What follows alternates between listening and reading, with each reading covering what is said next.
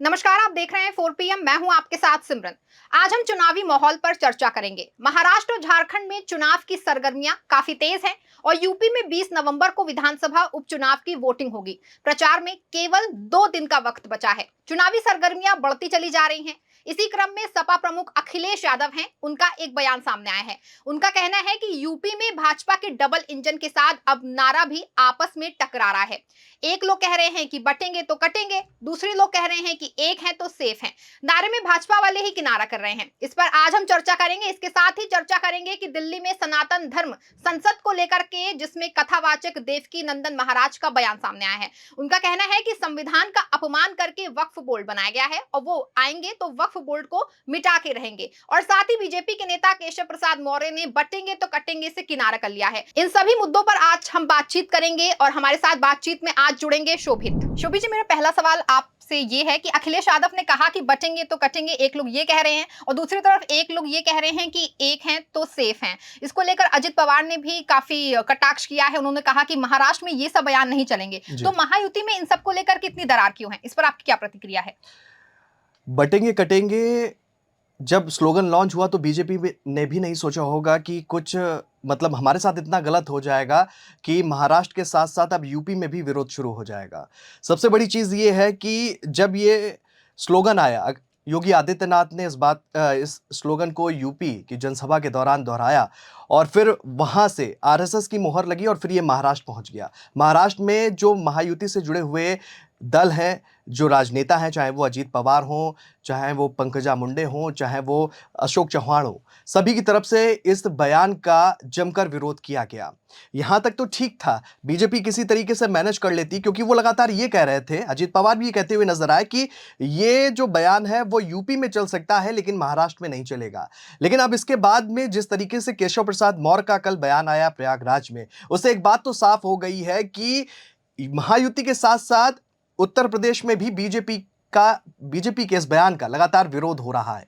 लगातार जो है योगी आदित्यनाथ के इस बयान का जो बीजेपी से जुड़े हुए राजनेता हैं, जो वरिष्ठ नेता हैं, वही खुलकर विरोध करने लगे हैं। ये बीजेपी के लिए बिल्कुल भी ठीक नहीं है और उपचुनाव जो है होना है 20 कह सकते हैं नवंबर को उपचुनाव होना है, वोटिंग की जाएगी और 23 नवंबर को जो है नतीजे निकलकर सामने आएंगे। अगर इस विरोध को रोकने की कोशिश अगर बीजेपी के द्वारा नहीं की गई तो उत्तर प्रदेश में, महाराष्ट्र के साथ में तो नुकसान होगा ही होगा, लेकिन उत्तर प्रदेश में भी बीजेपी को बहुत ज्यादा नुकसान उठाना पड़ सकता है। बिल्कुल सही कहा शोभित जी आपने। मेरा अगला सवाल आपसे वक्फ बोर्ड को लेकर है। कथावाचक देवकी नंदन महाराज जो हैं, उनका एक विवादित बयान आया है। उनका कहना है कि संविधान का अपमान करके वक्फ बोर्ड को बनाया गया है और अगर वो आते हैं तो वो वक्फ बोर्ड को समाप्त कर देंगे। इस पर आपकी क्या प्रतिक्रिया है? देखिए, ये एक अलग पहलू है। धर्म संसद में धर्म की बात होनी चाहिए। अगर वहाँ पर धर्माचार्य जुड़ रहे हैं तो सनातन के बारे में बातचीत होनी चाहिए। वक्फ बोर्ड पर ऑलरेडी जो है कमेटी गठित है और उस पर जो है वो अपनी रिपोर्ट लगा रही है। क्या कुछ अच्छा हो सकता है वो कमेटी डिसाइड करेगी। धर्माचार्य को जो है ज़रूरी है कि वो धर्म से जुड़े हुए मुद्दों पर बातचीत करना चाहिए और इस तरह के बयान फ़िलहाल मुझे नहीं लगता है कि राजनीति में कोई ख़ासा असर रखते हैं या रख पाएँगे, क्योंकि लगातार ये मुद्दा अलग है और धर्म से जुड़ा हुआ मुद्दा अलग है। अगर लोकल लोगों से बातचीत करते हैं, अगर क्षेत्रीय जनता से बात करते हैं तो उन्हें इससे कोई भी फर्क नहीं पड़ता कि वक्फ बोर्ड के साथ में या कह सकते हैं कि सनातन के साथ में कौन क्या कुछ बयानबाजी करता हुआ नजर आ रहा है। आम जनता जो जुड़ी हुई क्षेत्र से जनता है उसको सिर्फ फर्क पड़ता है उससे जुड़े हुए जो जरूरी मुद्दे हैं उनसे, जैसे रोजगार का मुद्दा है, विकास का मुद्दा है, महंगाई का मुद्दा है, तमाम ऐसे मुद्दे हैं जिस पर आम जनता बातचीत करना चाहती है। लेकिन फिलहाल राजनीति में, देश की राजनीति में ये मुद्दे जो है पीछे छूटते हुए नजर आ रहे हैं, चाहे धर्माचार्य हो, जैसा कि आप जिक्र कर रही हैं कि देवकी नंदन ने ये विवादित बयान दिया है, और चाहे कह सकते हैं राजनेता हैं, वो अपने अपने बयान को आगे बढ़ाते हुए नजर आ रहे हैं, कुछ एक दूसरे के बयान को काटते हुए नजर आ रहे हैं, लेकिन जनता से जुड़े हुए मुद्दों पर फिलहाल कोई बातचीत करता हुआ नजर नहीं आ रहा है। बिल्कुल सही कहा आपने शोभित जी। मेरा अगला सवाल है कि केशव प्रसाद मौर्य ने बटेंगे तो कटेंगे नारे पर से किनारा कर लिया है। उन्होंने कहा, पहले भी उनका बयान आया था जिसमें उन्होंने कहा था कि ये नारा जो है वो बीजेपी का नहीं है, हमारा नारा जो है वो सबका साथ, सबका विश्वास, सबका ऐसा सब नारा है। लेकिन ये जो नारा है ये बीजेपी का नहीं है। और योगी आदित्यनाथ ने जो बयान दिया है ये उन्होंने किस संदर्भ में दिया है ये उनके समझ में नहीं आ रहा है और वो इस पे अपनी प्रतिक्रिया नहीं दे रहे। उन्होंने बोला कि मेरा बोलना जो है उस पर ठीक नहीं है। बिल्कुल, देखो सिमरन, ये पहली दफ़ा नहीं है जब केशव प्रसाद मौर्य को कुछ समझ में नहीं आ रहा है। इससे पहले भी उन्हें बहुत कुछ बीजेपी में रहते हुए समझ में नहीं आया। केशव प्रसाद बहुत मंझे हुए राजनेता हैं और लोकसभा चुनाव से पहले कुछ स्थितियां दूसरी थी। लोकसभा चुनाव में जो नतीजे आए उत्तर प्रदेश में, वो स्थितियां कुछ और हो गई हैं। योगी आदित्यनाथ को फिलहाल केशव प्रसाद मौर्य जो है बीच-बीच में ताल ठोकते हैं उनके सामने, चाहे वो उनका पिछला बयान हो जिसको लेकर बीजेपी के अंदर बहुत ज़्यादा गतिरोध देखने को मिला था। यहाँ तक कि लखनऊ और दिल्ली तक की परेड करते हुए नज़र आए थे और कहीं न कहीं इन सब सारे घटनाक्रमों में योगी आदित्यनाथ अलग-थलग से पड़ते हुए नज़र आए थे। उपचुनाव है, उपचुनाव सर पर है, योगी आदित्यनाथ की प्रतिष्ठा निश्चित ही तौर पर दांव पर लगी है।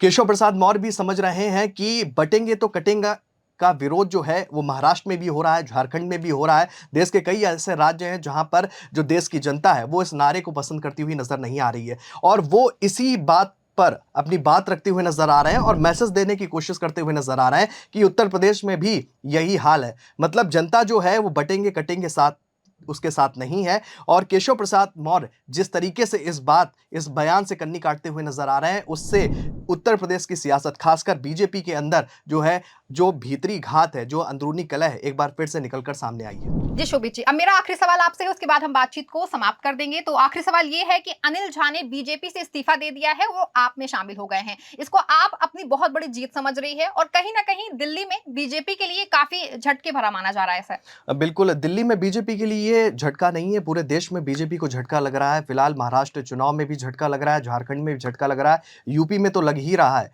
और इसके साथ में जैसा कि आप ज़िक्र कर रही हैं दिल्ली में, तो अनिल झा जो हैं वो 2 बार के विधायक रहे हैं। बीजेपी से इन्होंने राजनीति की शुरुआत की थी और सवाल अब ये उठ रहा है कि ऐसा क्या हो गया जो 2 बार के विधायक अनिल झा ने पार्टी की सदस्यता से इस्तीफा दे दिया है, पार्टी को छोड़ दिया है।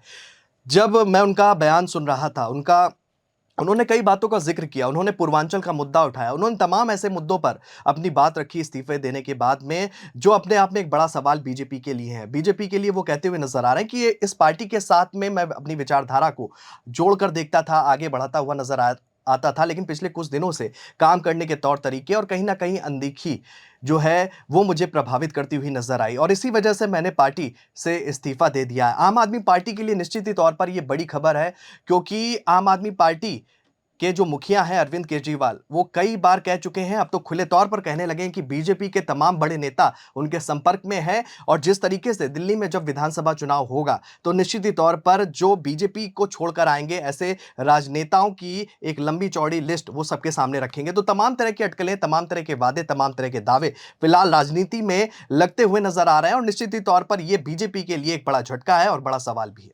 जी शोभित जी, आज की बातचीत में हमारे साथ जुड़ने के लिए शुक्रिया।